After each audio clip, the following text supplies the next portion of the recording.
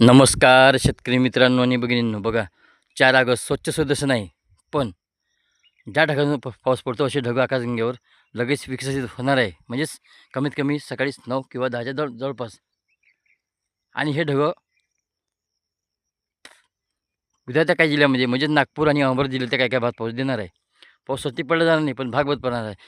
म्हणजेच नागपूर जिल्ह्यातल्या काय आणि अहमदनगर जिल्ह्यातल्या काय काय गावामध्ये, मुळशी, चांदुरबार तालुक्यातल्या किंवा ऊट तालुक्यातल्या काही गावामध्ये म्हणजे एखाद्या गावातल्या 4-5 गावामध्ये, एखाद्या गावातल्या 2-3 गावामध्ये अशी पावसाची परिस्थिती राहणार आहे. त्याच्यामुळे आपण जे आपल्या शेतातले कामे आहे, हे करण्याचा प्रयत्न करा. म्हणजेच 5, 4, 5, 6च्या तारखेच्या जवळपास जे काही आपले काम आहे, आपण प्रत्येक वेळेस आपण 3 दिवसाचा हवामान अंदाज देण्याचा प्रयत्न करतो. म्हणजे बस चला. आणि मी असंही सांगितलं तुम्हाला, की तुम्ही माझे व्हिडिओ लाईक करा म्हणून. तुमची मर्जी. कसं आहे, आपण पैसे कमावासाठी काम करत नाही. चला, मी एक शेतकरी आणि एक शेतमजूर असल्याकारणाने मी चला बा आपलं आपल्या शेतातून वेळ काढून आपल्याला जर माहिती मिळते, चला बा शेतकऱ्यांना सांगण्याचा प्रयत्न करतो. व्हिडिओ बघत चला शेतकरी मित्रांनो.